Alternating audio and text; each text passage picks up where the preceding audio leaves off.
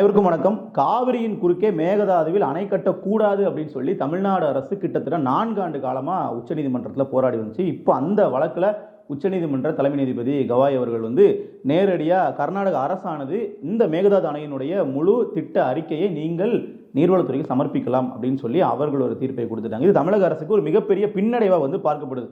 குறிப்பாக இது பற்றி எதிர்க்கட்சி எடப்பாடி பழனிசாமி அவர்கள் குறிப்பிட்டு சொல்லும் பொழுது, இந்த வழக்கில் உச்சநீதிமன்றத்தில் திமுக சரியான வாதங்களை முன்வைக்க தவறிவிட்டது அப்படின்னு சொன்னதோட, கடந்த இதே மாதிரி காவிரி மேலாண்மை ஆணையம் கூட்டத்திலேயே கூட திமுகவானது அந்த சமயத்திலேயே கர்நாடக அரசு இந்த மேகதாது அணையோட அந்த ப்ரப்போசலை கொண்டு வந்தப்போ அங்கேயும் சரியான எதிர்ப்பு தெரிவிக்கல, அதனால தான் அந்த தீர்ப்பு வந்திருக்கு அப்படிங்கிற மாதிரியான பார்வைகளை முன் வச்சிருக்காரு. ஆனால் இந்த விஷயத்தில் கர்நாடகாவில் காங்கிரஸ் ஆளும் கட்சியாக இருந்தாலும் சரி, பாஜக ஆளும் கட்சியாக இருந்தாலும் சரி, தமிழ்நாட்டில் உள்ள காங்கிரஸ் கட்சியாக இருந்தாலும் சரி, தமிழ்நாட்டில் உள்ள பாஜக இருந்தாலும் சரி, அவர்களின் நிலைப்பாடு என்ன, அது ஒரு மிகப்பெரிய அரசியலாகவே போயிட்டு இருக்கு. பல ஆண்டுகளாக நம்ம கண்ணெதிரே பார்க்க முடியுது. அதையும் தாண்டி இப்போ மேகதாதுல அணை கட்டினா தமிழ்நாட்டுக்கு உண்மையில் என்னென்ன சிக்கல் அப்படிங்கிறது இதில் நம்ம விரிவாக பேசுவோம்.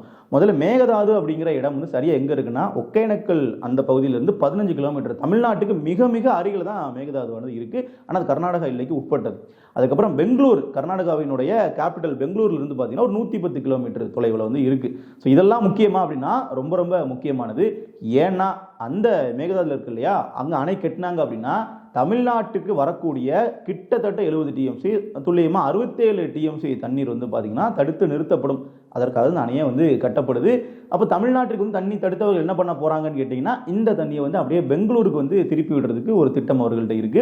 இப்படி அதில் பல விஷயங்கள் கர்நாடகாவுக்கு மிகப்பெரிய அளவில் லாபம் கிடைக்கக்கூடிய விதமாகவும், தமிழ்நாட்டிற்கு மிகப்பெரிய அளவில் தண்ணீர் தட்டுப்பாடு ஏற்படக்கூடிய ஒரு ஆபத்தும் இருக்கு.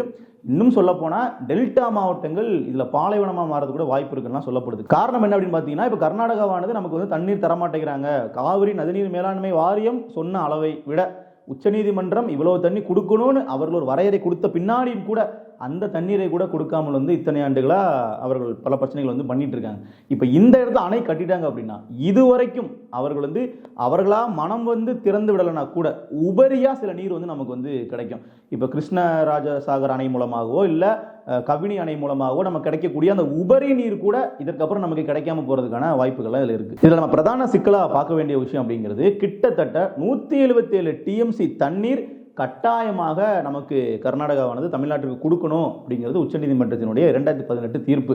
404 டிஎம்சி வரைக்கும் நமக்கு அந்த தண்ணியில் உரிமை இருக்கு. இருந்தாலும் 177 டிஎம்சி கட்டாயமாக கொடுக்கணும் அப்படின்னு சொல்லும் பொழுது அந்த உச்சநீதிமன்றம் வரையறுத்த அந்த நிர்ணயத்தை கூட கர்நாடகா இது வரைக்கும் கொடுக்கல அப்படிங்கிறது தான் உண்மை. அப்பவும் தமிழ்நாட்டுக்கு தண்ணி கிடைக்குதா அப்படின்னு பார்த்தீங்கன்னா, இப்போ நான் சொன்னேன் இல்லையா, இந்த 2 அணைகள் கபினி அணையிலிருந்தும் கிருஷ்ணராஜசாகர் அணையிலிருந்தும் தண்ணீர் நமக்கு கிடைக்கும். அது அவர்கள் விருப்பப்பட்டு கொடுக்கறது இல்லை, அவர்களால் தடுக்க முடியாது. ஏன்னா அங்கே கிட்டத்தட்ட மழை வரும் பொழுது அந்த அணையை திறந்து விட்டே ஆகணும் அப்படிங்கிற கட்டாயத்தில் வரக்கூடிய உபரி நீர் தான் தமிழ்நாட்டுக்கு அதிகப்படியாக வந்துட்டு இருக்குன்னு வச்சுக்கோங்களேன். இப்போ இதுலையும் பார்த்தீங்கன்னா அவர்கள் கை வைக்கிற விதமாக தான் இந்த மேகதாது அணை அப்படிங்கிறது இருக்கு. அப்போ இங்கே தமிழ்நாட்டில் எந்த அரசியல் கட்சி இருந்தாலும் சரி அதை தீவிரமாக எதிர்ப்பார்கள், மேகதாது அணை கட்டக்கூடாது அப்படின்னு சொல்லிட்டு. இப்போ இந்த இடத்துல திமுக இருக்கக்கூடிய மிக முக்கியமான ஒரு குரூஷியலான பாயிண்ட் என்னன்னா, திமுக காங்கிரஸோட கூட்டணியில் இருக்கு. கர்நாடகாவில் காங்கிரஸ் தான் ஆளுங்கட்சியா இருக்கு. இப்போ நீங்கள் பாஜக இருந்தாலும் கூட பாஜக எதிர்கட்சி, பாஜக ஒரு பாசித கட்சி, பார்த்தீங்களா தமிழ்நாட்டு மக்களுக்கு தண்ணீர் கூட தரமாட்டேங்கிறாங்கன்னு அரசியல் பண்ண முடியும். இங்கே அவர்கள் அப்படியும் பண்ண முடியாது. ராகுல் காந்தியை சகோதரர்னு தான் ஸ்டாலின் அவர்களே பேசுறாரு. ஆனால் தன்னோட சகோதரர்கிட்ட சொல்லி சகோதரத்துவமான மாநிலத்துக்கு தண்ணீர் கூட வாங்கி தர முடியலையே அப்படிங்கிற கேள்வி தமிழ்நாடு மக்கள் எல்லார்ட்டையும் இருக்கு. இப்போ இதில் இன்னொரு முக்கியமான ட்விஸ்ட் இதுதான் எனக்கு பார்த்தோன்னே எனக்கு கோவத்தை ஏற்படுத்துச்சு அப்படின்னு நம்ம சொல்லலாம். கர்நாடகாவில் தண்ணி தர மாட்டேங்கிறாங்களே, இது மாதிரி பிரச்சனை பண்றாங்களே, மேகதாது அணை கட்டுறாங்களே அப்படின்ட்டு தமிழ்நாட்டில் உள்ள காங்கிரஸ் கட்சியினுடைய தலைவர் செல்வ பெருந்தகை அவர்கள் போய் ஒரு கேள்வி கேட்குறாங்க. இந்த மாதிரிங்க ஏன் தரமாட்டாங்கன்னு கேட்டா, அங்க இருக்கிற மக்கள்லாம் ஒற்றுமையா போராடுறாங்க, நாம இங்க இருக்கிற மக்களை சண்டை போட்டுக்கிட்டு நமக்குள்ளேயே நாமளும் ஒற்றுமையா கர்நாடகா மாதிரி ஒன்னா நின்று தமிழ்நாட்டுக்கு தண்ணி கேட்கணும்னு சொல்றாருங்க. எவ்வளவு பெரிய ஸ்டேட்மெண்ட் பாருங்க. கர்நாடகா மாநில உரிமைகளில் பாஜக அனைத்து கட்சிகளும் அங்கே காங்கிரஸ் பேரியக்கம் ஆட்சியில் இருந்தாலும் ஒன்றுபட்டு அணிதிரண்டு கர்நாடகா மக்களுடைய வாழ்வு உரிமைக்காக நிற்கிறார்கள். ஆனால் தமிழகத்தில் மட்டும்தான் ஒரு சில கட்சிகள் தமிழ்நாட்டு நலனை விட்டு கொடுத்தும் பாஜக சொல்லுவதை கேட்டுக்கொண்டும் அவர்களுக்கு சாமரம் வீசிக்கொண்டிருக்கிறார்கள். இதுதான் அந்த கர்நாடக அரசியலுக்கும் தமிழ்நாட்டு அரசியலுக்கும் உள்ள வித்தியாசம். சரிப்பா, கரெக்டாக தானே சொல்றாரு. நம்மளும் எல்லாம் ஒன்னா நின்று போராடுவோம், காங்கிரஸ் என்ன திமுக என்ன இல்ல அதிமுக எல்லாரும் ஒன்னா நின்று போராடுவாங்க அப்படின்னு தானே சொல்றாரு. அப்படின்னா எவ்வளோ மோசமான ஸ்டேட்மெண்ட் பாருங்க. கர்நாடகாவில் ஆளுங்கட்சியாக இருக்கிறது காங்கிரஸ், இங்கே நீங்கள் தமிழ்நாட்டில் இருக்கிறது உங்கள் கூட்டணி கட்சி தான். ஒரு முதலமைச்சர் முடிவெடுத்தா போதும். சித்தாராமையா அவர்கள் முடிவெடுத்து இந்த மாதிரி நம்ம வந்து உச்சநீதிமன்ற ஆணை வந்து இப்படி சொல்லுது. இன்னொன்று 1890களிலே பார்த்தீங்கன்னா இது மைசூர் மாகாணமாக இருந்த போதும் சென்னை மாகாணமாக இருந்த போதும் அவர்களுக்கிடையே போடப்பட்ட ஒப்பந்தத்திலேயே தமிழ்நாட்டினுடைய அனுமதி இல்லாமல் காவிரி அணை கட்டக்கூடாது அப்படிங்கிறது ஒரு ஒப்பந்தம். அந்த ஒப்பந்தம் வந்து ஒவ்வொரு முறையும் புதுப்பிக்கப்பட்டு கொண்டே வருது. அதை உச்சநீதிமன்றமும் ஏற்றுக்குது, மத்திய அரசாங்கம் ஏற்றுக்குது. இருந்தாலும் கர்நாடக அரசு காவிரியினுடைய கிளை நதிகளில் அணைகள் கட்டி வச்சிருக்காங்க. அதுவே தவறானது. இப்போ மேகதாதுவில் அணை கட்டுவது அப்படிங்கிறது ஒரு ஒப்பந்தத்தை மீறுவது, சட்டத்திற்கு புறம்பாதுன்னு அவ்வளோ இருக்குது. நீங்கள் தமிழ்நாட்டுக்கு நல்லது பண்ண வேண்டாம். இப்போ யாருமே வந்து பார்த்தீங்கன்னா காங்கிரஸ் கிட்ட போயிட்டு நீங்கள் தமிழ்நாட்டினுடைய நலனுக்காக பேசுங்க, ஒரு தேசிய கட்சி கிட்ட போய் நீங்கள் தமிழ்நாட்டு நலனுக்காக பேசுங்கன்னு நாங்கள் கேட்கல. நாங்கள் கேட்கறது நியாயமாக நடந்துக்கங்கன்னு தான் கேட்குறோம். இப்போ நீங்கள் வந்து விதிகளை மீறி ஏன் அணை கட்டுறீங்க, அணை கட்டக்கூடாதுன்னு இருக்குல்ல, அப்புறம் ஏன் கட்டுறீங்கன்னு காங்கிரஸால கேட்க முடியல அப்படின்னா இது ஒரு அப்பட்டமான சந்தர்ப்பவாத அரசியல் இல்லையா? இது காங்கிரஸ் பண்ணா கூட பரவாயில்லைங்க. அது வந்து ஒரு தேசிய கட்சி, அவங்க சுயநலமா வந்து மாத்தி மாத்தி பேசுறாங்க, அங்க போனா அப்படி பேசுறது, இங்க வந்து எப்படி பேசுறதுன்றது அவர்களுடைய வேலைன்னு வச்சுக்கோங்களேன். அது தவறு தான். ஆனா அதை விட ஒரு பெரிய தவறு என்ன தெரியுமா? நம்ம விடுதலை சிறுத்தைகள் கட்சியினுடைய தலைவர் திருமாவளவன் அவர்கள் இதே கருத்தை பேசுவார். சில காலத்துக்கு முன்னாடி அவர் பேசின பேட்டிலாம் நீங்க கேட்டீங்கன்னா, கர்நாடகாவில் உள்ள விசிகா காவிரியில் தமிழ்நாட்டுக்கு தண்ணி கொடுக்க கூடாதுன்னு நாங்க போராடுவோம், தமிழ்நாட்டில் உள்ள விசிகா காவிரி நீரை தமிழ்நாட்டுக்கு கொண்டு வர நாங்கள் போராடுவோம் அப்படின்னு பேட்டி கொடுத்தாருங்க. எவ்வளோ மோசமான ஸ்டேட்மெண்ட்டுங்கிறத பாருங்க. இவங்க 177 டிஎம்சி கண்டிப்பாக கொடுத்தாங்கன்னு இருக்கு இல்லையா? இப்போ நம்ம அங்கே போயிட்டு இல்லை எங்களுக்கு நீங்கள் 800 டீம்ஸ் தண்ணி கொடுங்க, எங்களுக்கு நீங்கள் 1000 டீம்ஸ் தண்ணி கொடுங்க, இருக்கிற தண்ணி மொத்தமாக எங்களுக்கு கொடுங்க, அப்படி கொடுத்தாலும் தமிழ்நாட்டுக்கு நல்லது தான். ஆனால் அந்த மாதிரி நல்லது யாரும் பேச சொல்லலை. நாங்கள் வந்து நியாயத்திற்கு புறம்பா எதுவுமே நாங்கள் போய் கேட்கல. எங்களுக்கு கொடுக்க வேண்டிய தண்ணியை கொடுக்கறதுங்கிறது உரிமை தானே. நாம வந்து தமிழ்நாட்டுக்கு ஆதரவாக பேசணும், தமிழ்நாட்டுக்கு ஆதரவாக நிற்கணும்லாம் கேட்கல. நியாயத்தின் பக்கம் நிற்கணும், சட்டத்தின் பக்கம் நிற்கணும்ல. அந்த மாதிரி நிற்கிறதுக்கு கூட இங்கே அரசியல்வாதி இல்லைங்கிறது தான் பிரச்சனை. இவர்கள் எல்லாருமே பார்த்தா ஒரு இரட்டை நிலைப்பாட்டில். இப்போ திமுக நினைச்சா வந்து காங்கிரஸுக்கு ப்ரெஷர் கொடுக்க முடியாதா? காங்கிரஸுக்கு இன்னைக்கு வந்து ஒட்டுமொத்தமாக இந்திய அளவில் ஆதரவே கிடையாது. எங்கேயுமே இங்கே எல்லா இடத்துலையுமே வந்து பார்த்தீங்கன்னா பிஜேபி வட மாநிலங்கள் ஃபுல்லாக கைப்பற்றிட்டு இருக்காங்க. பீகார் தேர்தலில் கூட காங்கிரஸ் வந்து ரொம்ப கீழே போயிருச்சு இப்போ சமீபத்தில் நடந்தது. அப்போ இவ்வளோ சிக்கல் ஒரு அரசியல் ரீதியாக காங்கிரஸ்க்கு வந்து இருக்கு. இங்கே தமிழ்நாட்டில் மட்டும்தான் திமுக காங்கிரஸ் தலையில் தூக்கி வைத்திருப்பதனால் காங்கிரஸுக்கு வந்து இத்தனை எம்பிக்கள், கிட்டத்தட்ட 10 எம்பிக்கள் தமிழ்நாட்டில் மட்டும்தான் காங்கிரஸுக்கு இருக்காங்க. இவ்வளோ அதிகமாக தமிழ்நாட்டில் ஒரு பேஸே கிடையாது சொல்ல போனால். இப்போ காங்கிரஸ் கட்சிக்காரங்க ஒரு போராட்டம் பண்ணுறாங்க, ஒரு ஆர்ப்பாட்டம் பண்ணுறாங்கன்னா விரல் விட்டு என்ற அளவுக்கு தான் அவர்களுக்கான கூட்டமே வரும். ஒரு அடிப்படையே இல்லை, ஒரு கட்டமைப்பு அப்படிங்க இருக்கே தவிர ஒரு மக்கள் செல்வாக்கு அப்படிங்கிறது காங்கிரஸ் மிக மிக குறைவு தமிழ்நாட்டில்.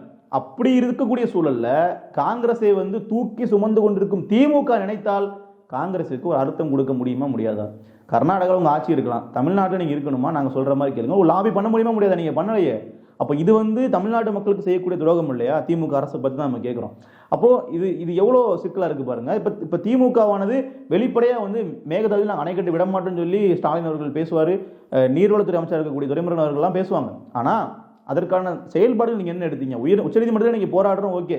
இப்போ இபிஎஸ் சொன்னது மாதிரி உண்மையிலே நியாயமான பாயிண்ட்டுகளை இவர்கள் வைத்தார்களா?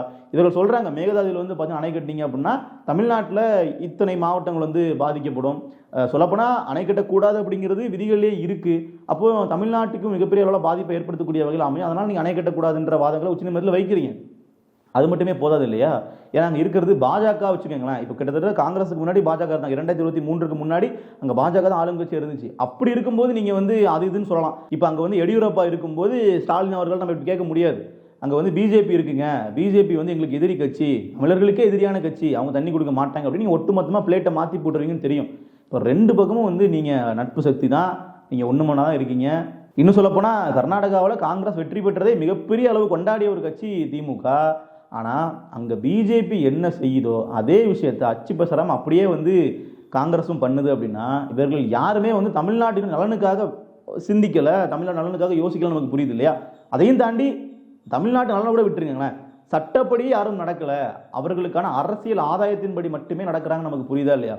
என்ன சிக்கல்னாங்க, கர்நாடகாவில் ஏதாவது ஒரு கட்சி இங்கே வந்து நாங்கள் காவிரியின் குறுக்கே மேகதாதுவில் அணை கட்ட மாட்டோம், நாம் வந்து சட்டத்தை மீற மாட்டோம், நியாயப்படி நடந்து கொள்வோம் அப்படின்னு சொன்னாங்கன்னா கர்நாடக மக்கள் அதை ஏற்றுக்க மாட்டாங்க. கர்நாடக மக்கள் வந்து ஒட்டுமொத்த பேரும் அப்படி சொல்லக்கூடிய கட்சியை எதிர்ப்பாங்க. நமக்கு ஓட்டு கிடைக்காது அப்படின்ற காரணத்துக்காகவே நியாயமாவது அதாவது அப்படின்னு சொல்லி தூக்கி போட்டு இவர்கள் என்ன பண்ணுறாங்கன்னா, இல்லை நாங்கள் அணை கட்டுவோம் அணை கட்டுவோம். இங்கே வந்து நாங்கள் நாளை வந்து கட்ட விட மாட்டோம் இங்கே தப்பு பண்றாங்கன்னா அவர்களுக்கு நீங்க அரசியல் ரீதியாக அழுத்தம் கொடுங்க. காங்கிரஸை வந்து நாங்கள் கூட்டணியிலேருந்து கழட்டி விட்டுருவோம், ஒழுங்கா அங்கே அணை கட்டணும் அப்படின்னு சொல்லி பேசுங்க. அந்த அளவுக்கு அதிரடி முடிவுகள் தானே இவ்வளோ பெரிய பிரச்சனைக்கு வந்து ஒரு தீர்வை கொடுக்கும். அப்படி எதுவுமே இல்லாமல் திமுகவும் நாங்கள் எதிர்ப்போம், சட்ட ரீதியில் அணுகும் அப்படின்னு பேசிட்டு காங்கிரஸ் கூட கூட்டணி வச்சுக்கிட்டு அப்படியே கடந்து பயணித்து போயிட்டு இருக்காங்க.